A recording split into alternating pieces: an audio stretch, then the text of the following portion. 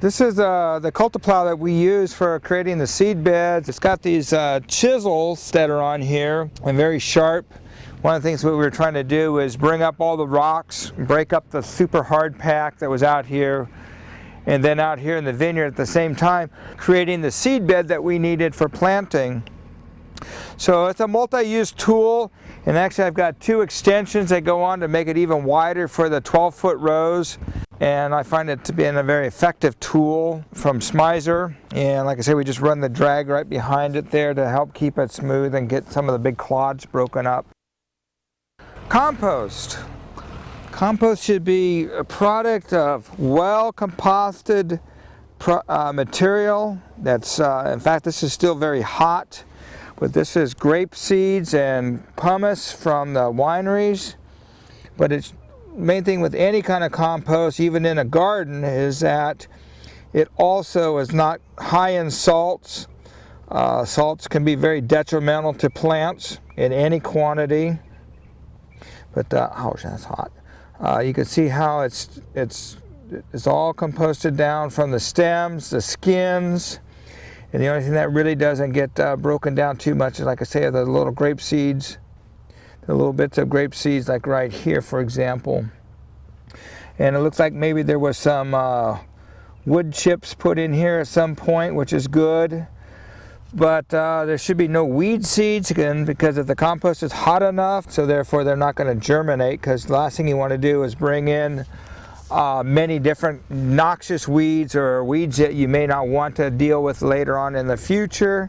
And that's part of the problem with manure type compost, is because sometimes they're not composted all the way, and cattle or horses or chickens or whatever eat a lot of stuff, and maybe the compost hasn't had a chance to really thoroughly cook and destroy those seeds.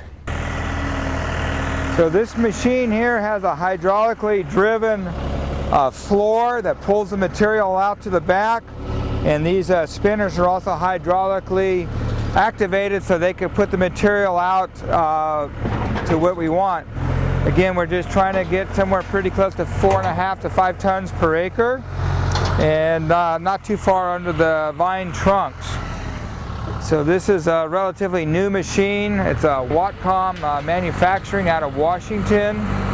And it's got various widths, and we can open it up or close it up, but basically go down a 6-foot row with no problem. This vineyard has various width spacing, so we're trying to do the different blocks by the spacing, so that way we come out with the right amount of product per acre.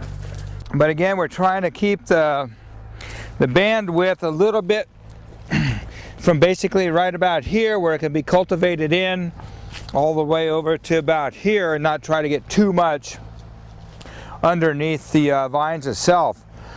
There is also a bander on this machine that we could purchase, where it actually distributes some product right into a trough, and that would be great if you could hoe plow out your dirt, put the product down, and then bring the disc back in and cover it back up, again to maximize the effectiveness of the compost.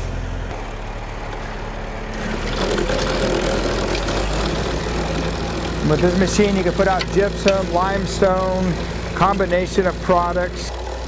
And if you have wider rows, you can spin up the spinners a little bit more to throw it that extra distance. If you have narrower rows, let's say 6-foot rows, you can slow them down a little bit, so therefore you're only putting out, again, where you want the product. You can adjust the speed of the floor, so you can only put it, once you get it calibrated to how much product you want to put out, whether it's gypsum, lime, or again compost, or sometimes they buy a combination of gyp and lime, or gyp and compost, or even dolomite. This machine has an articulating axle, so therefore it kind of does a rock and roll if the ground is uneven, and it's good for hillsides as well.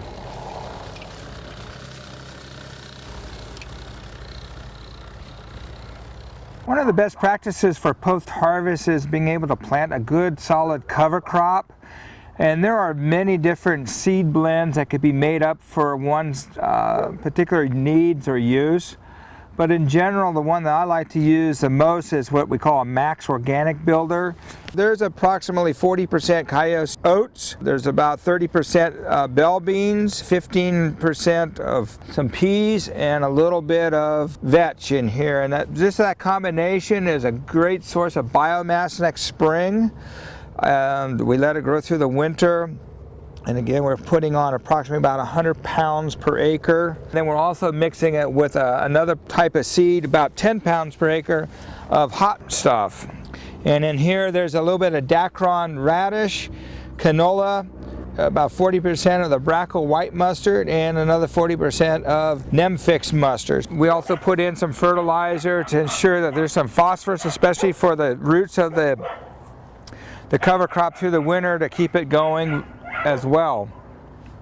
So prior to planting, if there's a need for any of the soil amendments such as gypsum or lime or even compost, that would go on ahead of the planting of the seed. The seeding itself is kind of the last thing we do. You can see how the soil's been worked up here after 2 passes with the cultivator and a drag. We just wanted to leave it a little bit rough because we didn't need to have a super smooth floor.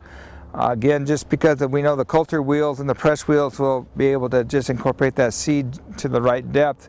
If we get too much powder, it makes it more difficult for the seeding operation itself. But this is, to me, a very acceptable floor, mainly because we were able to break up the hard pan that the disc has created over the last few years. And I want to encourage more rooting of the cover crop and better cover crop production. This is a typical kind of seed drill where the drill is actually operated by a tire that's on the ground, and through the chain mechanism it actually is allowing the seed to come down through these tubes. And you can see here the metal coulter wheels, they actually open up the soil and the seed drops down through here with the press wheel just pressing that soil.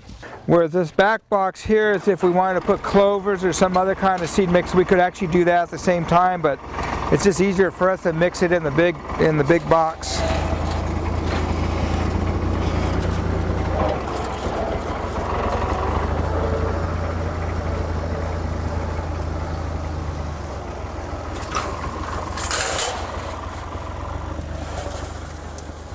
Once the machine gets going, you can see the press wheels are actually pressing and covering up the seed a little bit.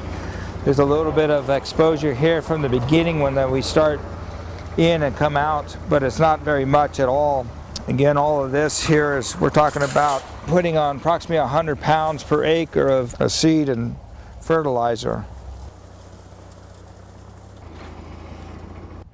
We just finished harvesting here this week, so we got the irrigation on for a post-harvest irrigating, and we're getting the root system. A big drink of water. Hasn't seen water for about 3 to 4 weeks, just so we can enhance the ripening process. But now that we're done harvesting, we're going to give them a nice drink of water. Also, in the next couple of days, we'll go ahead and inject some fertilizers into this vineyard site as well. As you can see, we've cultivated every other row because we're going to be planting a permanent cover crop, and also in the areas that we cultivated will be the max organic plus the hot stuff, and then we'll select a few rows with a bee mix and an insectary mix for beneficial. So we're trying to encourage the good things in life, and then probably next year the alternate rows will get cultivated out, and they will be planted with a max organic type seed, whereas we'll have more permanent, so we can get rid of a lot of the weeds that have come through in the last few years.